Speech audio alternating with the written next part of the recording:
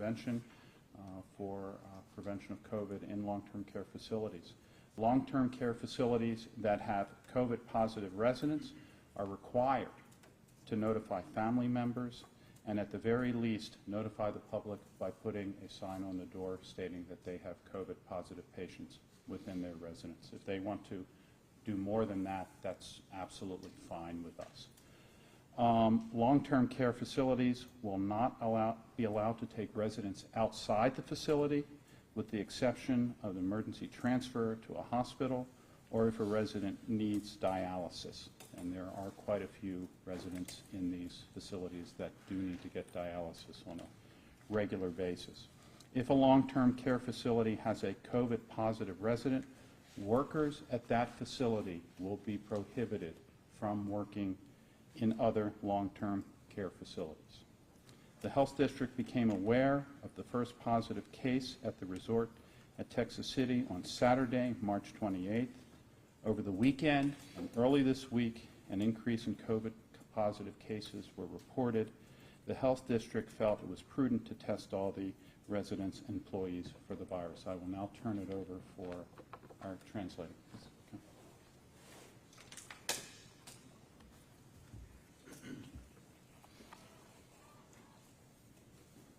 Buenas tardes, mi nombre es Dionisio González, Departamento de Emergencias para la ciudad de Texas City.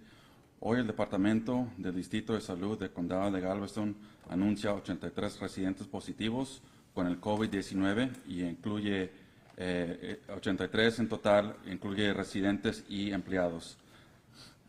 13 casos positivos reportados el día de ayer, eso incluye en los 83.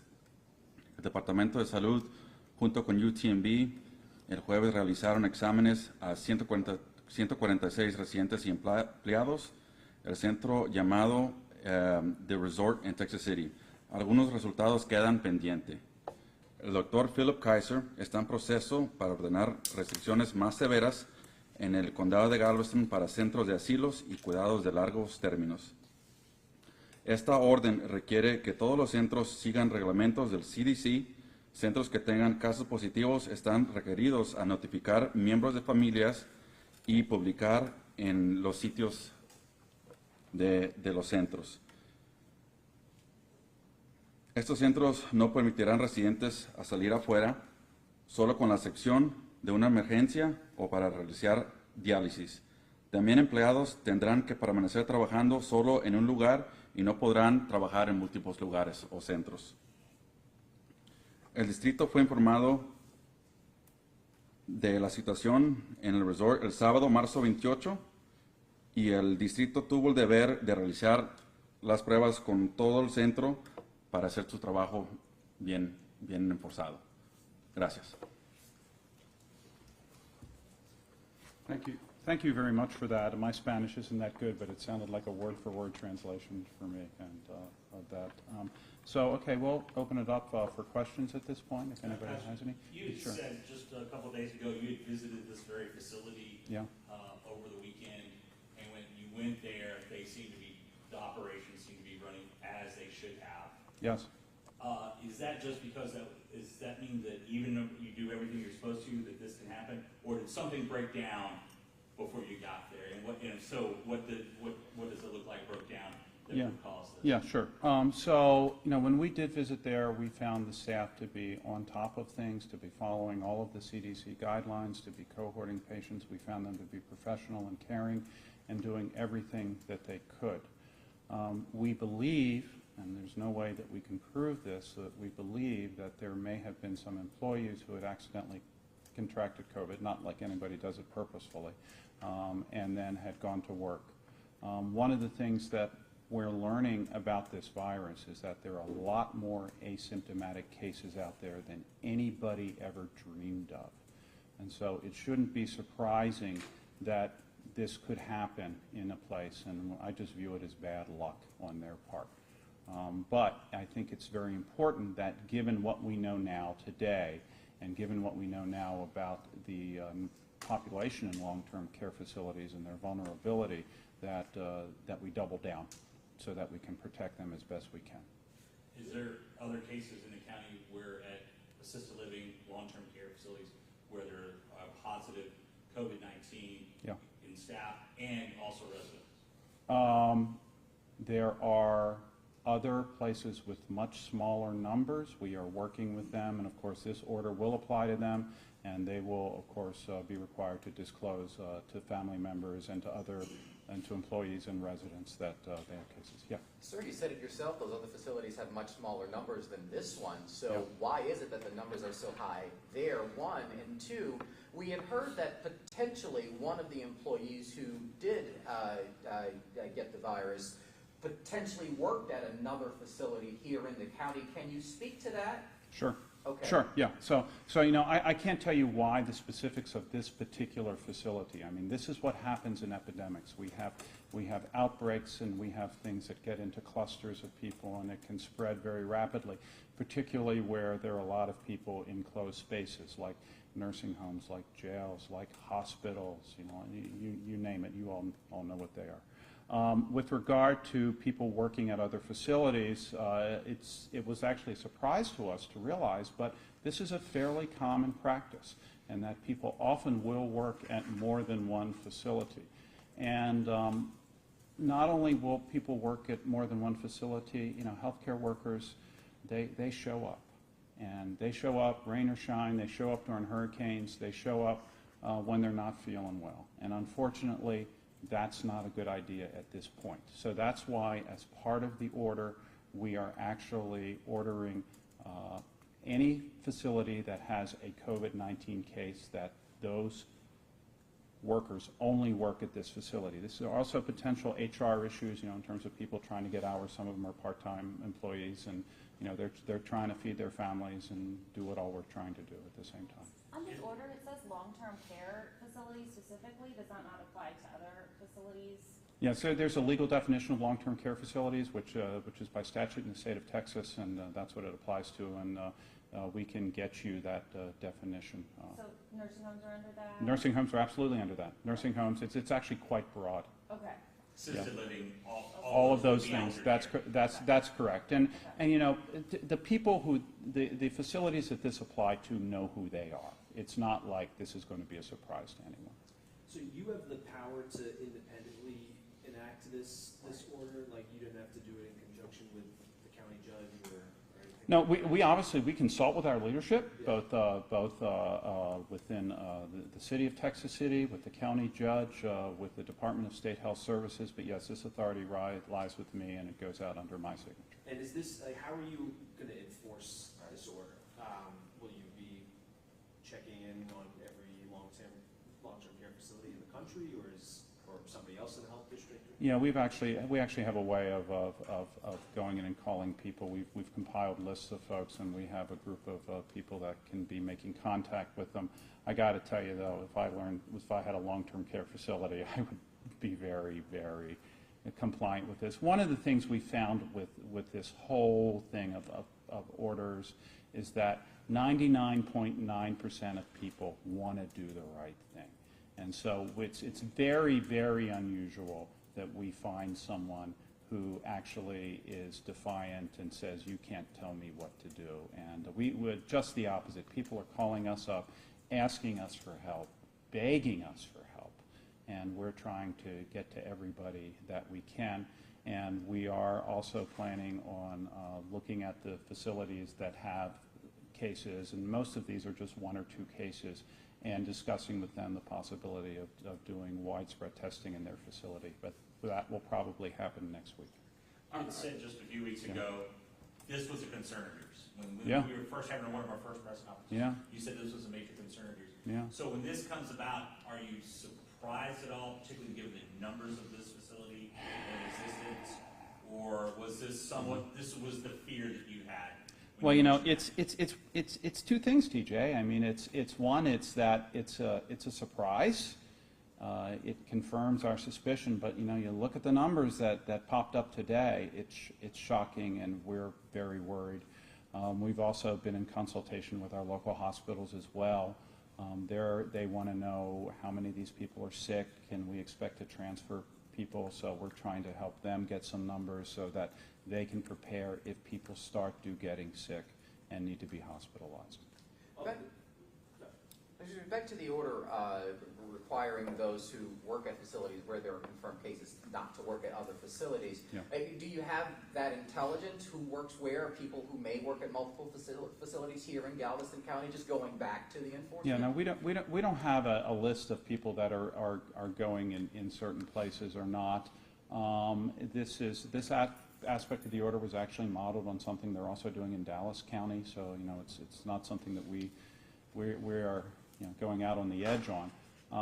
But you know, we will rely on people telling us things, and quite frankly, when these things happen, you'd be surprised how many calls we get about that. So as we get reports, as we find out about those things, we will investigate them, and we will tell people that they need to follow the order. And we will also encourage nursing home owners and operators that if they have employees that are going to lose hours other places, to give them more hours. I don't think that's going to be a problem. These nursing homes they're not worried about having too many employees. They're worried about not having enough. And so we're trying to balance the needs of having a workforce in place to take care of these people that are so vulnerable with the, you know, with our trying to control and contain these infections.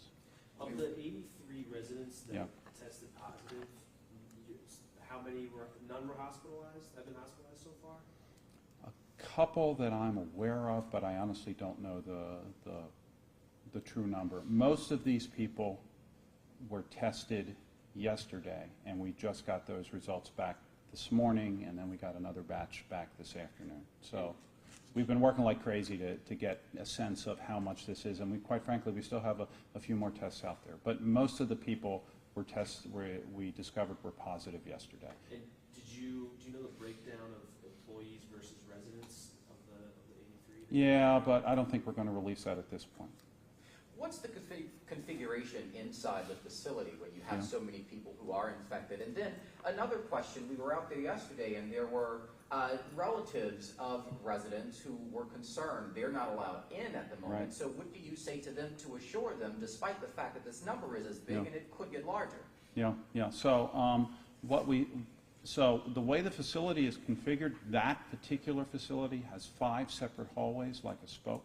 So what we have asked them to do is to cohort the COVID positive patients together on a separate hallway from everyone else. We've asked them to double down on their infection control practices, you know, PPE and masks for everybody in there. We have been in contact with them numerous times throughout the day, just kind of working out what the procedures are. What we can say to family members is, all I can say is my heart goes out to you.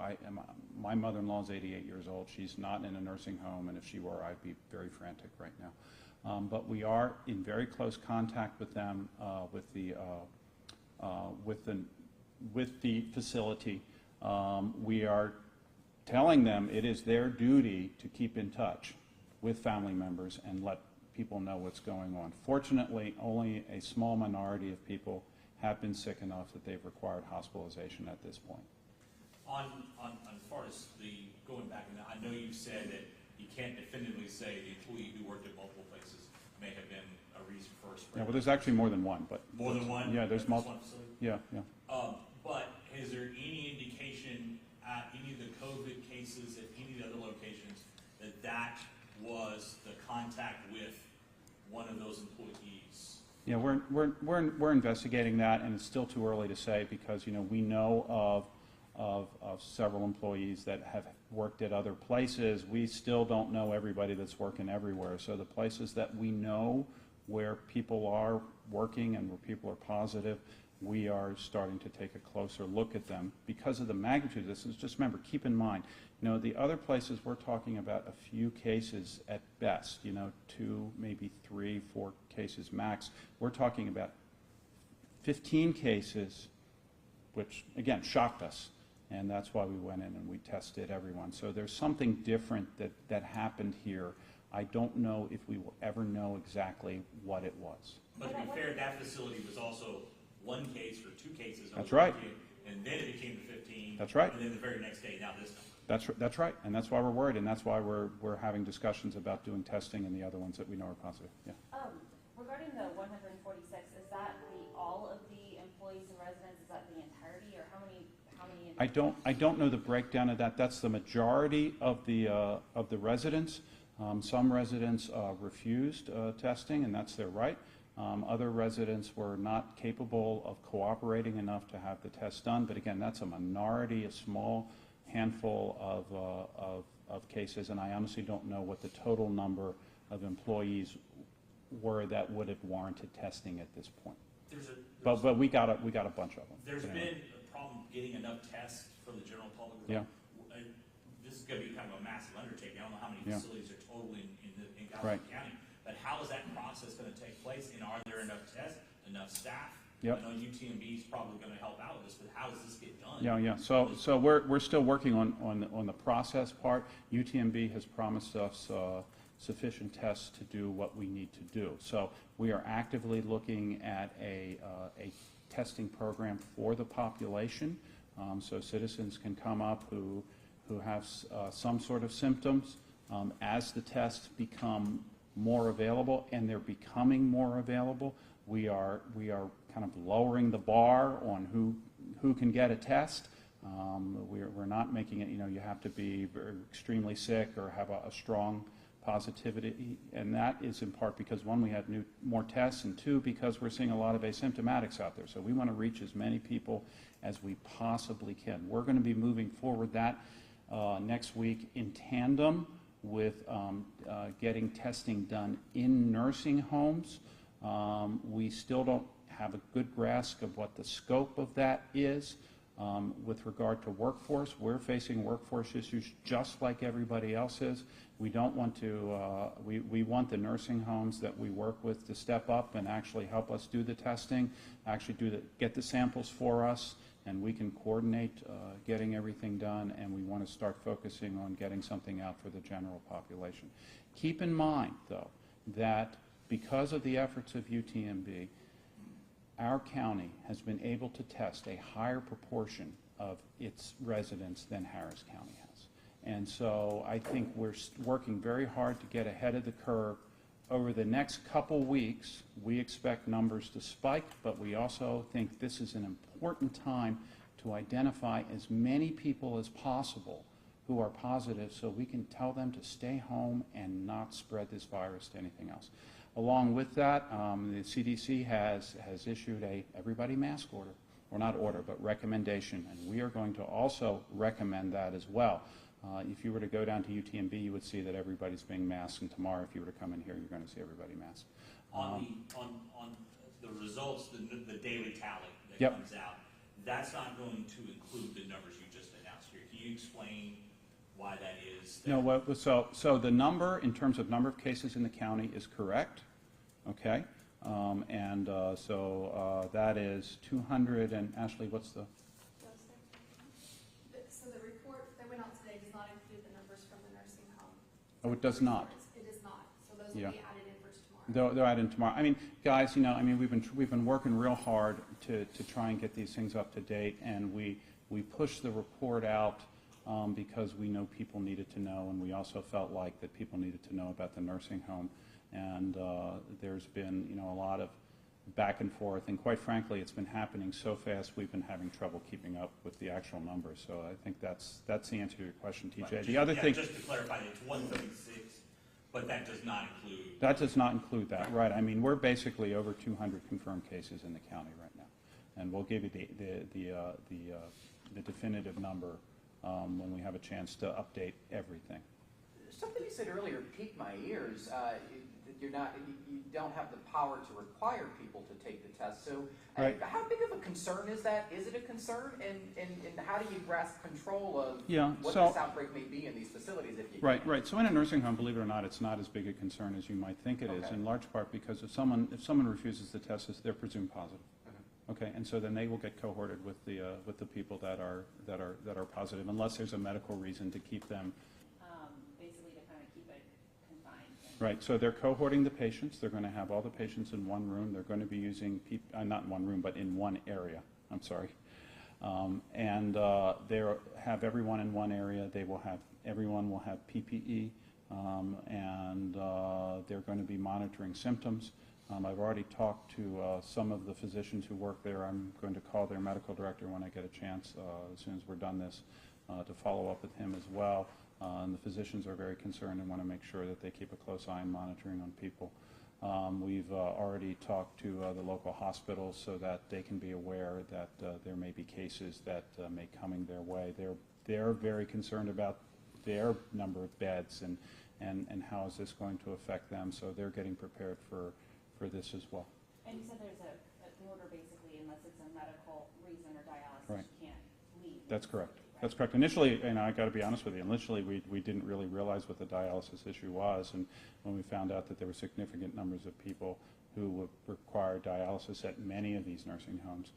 The other thing that we will be doing is we've talked to our nephrology specialists, and we'll be issuing some guidelines in the next day or so on safely doing dialysis in the COVID epidemic. And that's not going to be an order, but that will be guidelines so that the various dialysis centers will have something to go on and make sure that they're doing the best they can to keep from infecting people that come in.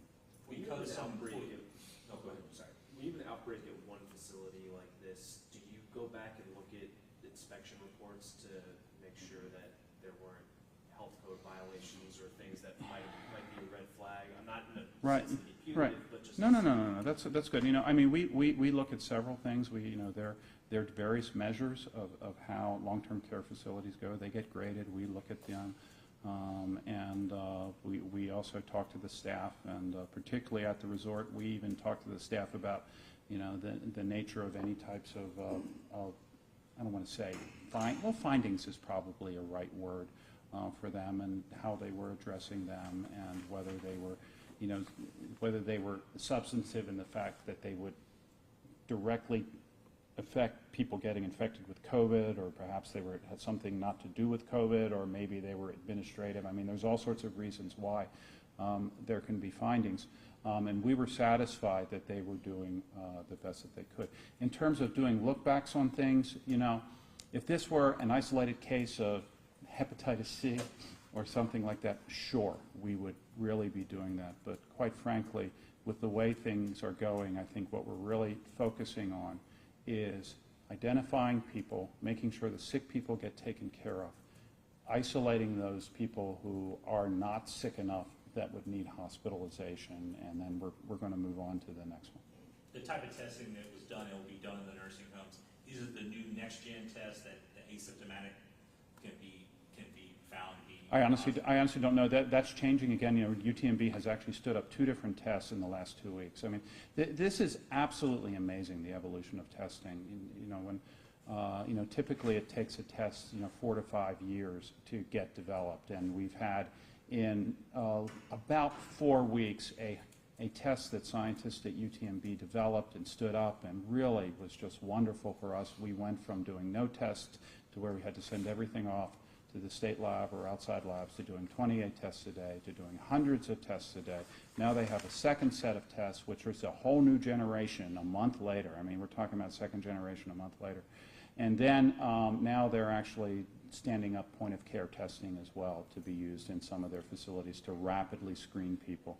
And that one will probably be focusing on things like healthcare workers, first responders, and also people who need emergency surgeries in the hospital to make sure that they're going to be okay as well. And since employees are some that tested positive here, Yeah. and I know you're not giving the numbers, but is enough employees affected here that it could put this facility into a bind, particularly to the order saying if you have a COVID case, you can't work at multiple facilities. Yes. That they may have a shortage of employees to care for. Well, the way we'll release the text of the order to you, so y'all can see that. But the way the order reads is that if you are working at a facility where someone is COVID positive, it's not that you can't work at more than one facility, it's that you must work at that facility, okay? Because we don't want someone getting infected by working there and then potentially moving off somewhere else and spreading the problem. So we again had some discussions over the workforce with the operators of this particular home. They asked us for some accommodations, which we gave them. And so right now, I think everything is okay. We have to see what happens over the next days and weeks. But to clarify my question, is with the number of employees who tested positive at the resort, is there a concern? Because obviously Sure, they're they're out in the concerned. workforce right now. Sure, they're they're going to be concerned. in a bind. Sure, they're concerned. They are concerned. I mean, one of the other things is I think that you need to keep in mind, and this goes back to the people who manage these things. Many of their employees are employed on a part-time basis, and so if they're concerned about their workforce, maybe they need to think about hiring people full-time or increasing people's hours so that there isn't this need to go around to multiple facilities in order to make a living. Do you have any sense, broadly speaking, of when the county might peak as far as case total? Yeah, our best guesstimates really fall in line with those of Houston. We've looked at Houston's estimates. We've also done our own projections with epidemiologist at UTMB, Dr. Laura Rudkin, who's head of the, well, she just stepped down, actually, yesterday. But she's head of the Department of Preventive Medicine and Public Health, and of Population Health, has worked to develop local models as well. These models are interesting things in the sense the numbers can be all over the place. All of them look bad, but the one thing that they all agree on is that for this region, we're looking at a peak somewhere in the first to second week of May. So we expect this to continue to get worse. I think that the reason why our numbers jumped up so much today is in large part because we focused our testing, but also we now have testing available. I mean, last week we would not have had the ability to go and do 150 tests. What is the testing capacity in Galveston County right now? UTMB, Coastal Health and Wellness, and privates right now? Honestly, don't know, TJ. I mean, it's literally changing, and I know UTMB has stood up another test, and I would, I'd direct you to them so they can give you their real numbers, and they're being very transparent. Do you have any other questions? Any other questions? So anyway, I just, thank you all for coming. I really want to thank also, the staff here at the Health District. Everyone has been working extremely hard. Ashley is our public information officer, has been really very, very helpful. Randy Valson is our director of epidemiology and been working hard. And we have Rocky Mascara, who's our compliance officer. And I can't tell you we're going in uncharted areas with regard to law and with regard to what we can't do, and we wouldn't be able to do any of this without him. So if that's all, again, I want to thank you all for coming. We appreciate your concern, and we'll try and keep you updated as best as we can.